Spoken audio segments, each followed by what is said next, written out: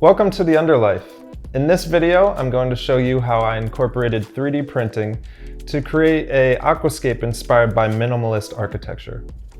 In some architecture, translucent glass is used to diffuse light and shadows shining through a box, wall, or just a pane of glass.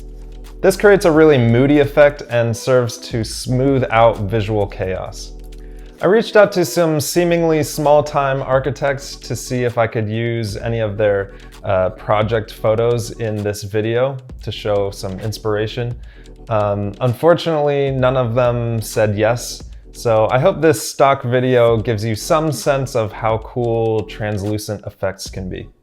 My idea for this scape was to create a translucent box that would display fish, shrimp, and aquatic plants as pared back, moving silhouettes. I began by exploring my idea with some sketches. This one you see here is the main idea that led to the final result. I then modeled the idea in CAD and used Photoshop to add fish, rocks, and plants. Once I was happy with my overall vision, I printed some test pieces to see if the translucency worked the way I wanted it to. I tested a couple of different material thicknesses and surface finishes. I then held the test pieces up to plants underwater and chose the thickness and surface finish that I thought looked best.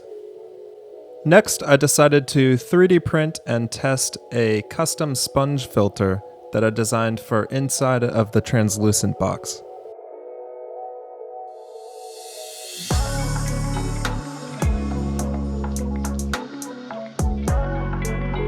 My first version leaked air right where the air tubing connects to the filter. I tried a couple of different methods of simply fixing the 3D print, but unfortunately the problem continued.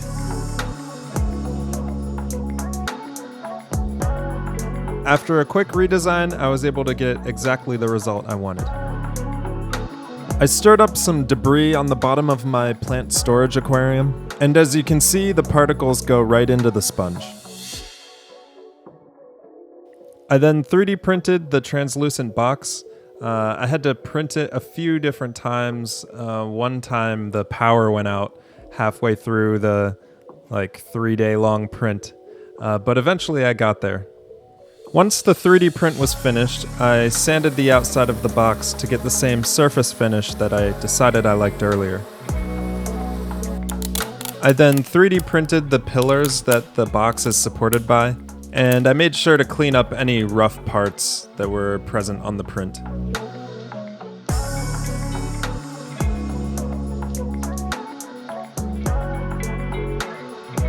Next, I attached each of the pillar sections to the box. I used super glue because it's commonly known to be safe for aquariums.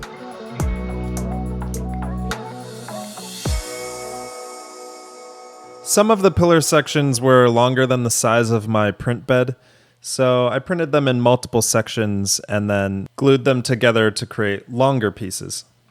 In order to help myself keep track of which pillar sections connect to each other, I designed each pillar with a unique shaped peg and a corresponding hole.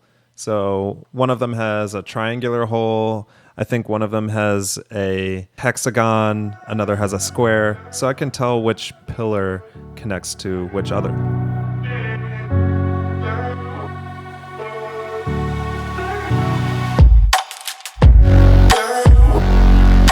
Once the 3D print was fully assembled, it was time to set up the aquarium. This is a Penplex Radius rimless aquarium kit, and I didn't really use the filter or light that came with the kit. The light is pretty low powered, and I also didn't want the internal filter taking up space within the aquarium. I added sand and cereal stone like I had planned, and I moved the different elements around to try and get the best layout.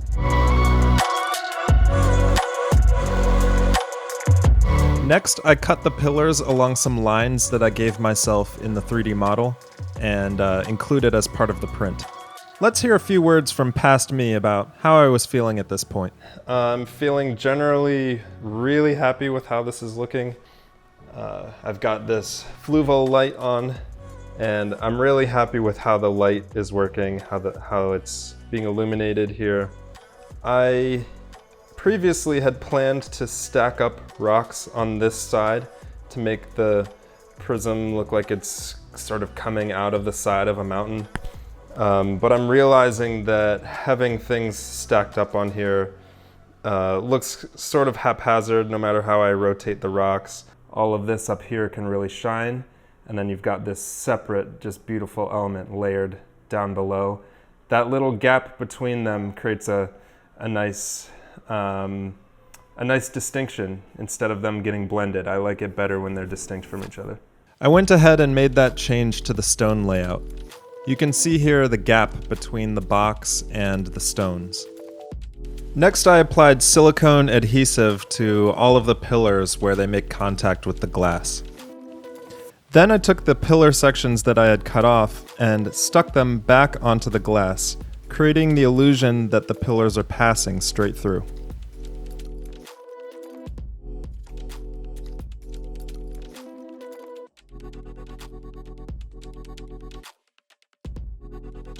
All right, I'm here 2 days later. I ended up having to let the silicone adhesive cure for 2 days. Didn't expect that, but read the fine print, and that's what I had to do. I'm back here. I have my plants ready to go in, and I'm super excited to get them in here and finally fill this thing with water. To keep the plants nourished, I filled the box with Fluval stratum aqua soil. I used a sprayer to dampen the soil before planting.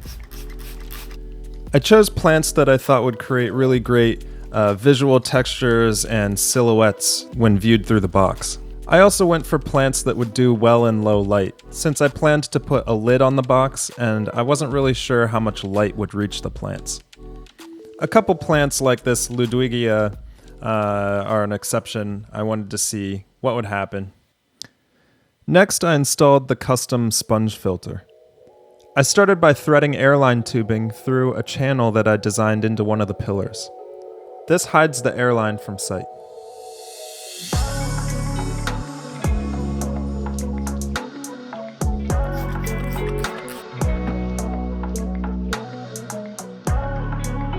I glued moss to a few spots on the Cereus stone hardscape, and I filled the aquarium up with water. It was at this point that I started wishing I had used a tank with higher quality, low iron glass. With the items in the tank being so light in color, you can really make out the greenish hue. Here's what it looks like with water, and here's without. And here's with water. For some reason, the water really brings out the green of the glass. Here is the result a few days after. I experimented with attaching a piece of paper to the wall to create some separation between the subject and the background.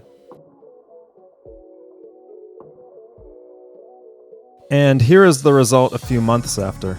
As you can see, it's not doing too well. The lid blocked enough light for most of the plants to really struggle. I also found that the sponge filter didn't create enough flow, and it was hard to keep mulm from gathering. I removed the lid and added this large Anubias. While removing the lid provided more light to the plants, it also lit up the box and allowed algae to thrive. I added some Nerite snails, and the snails alone cleared almost all the algae from the box.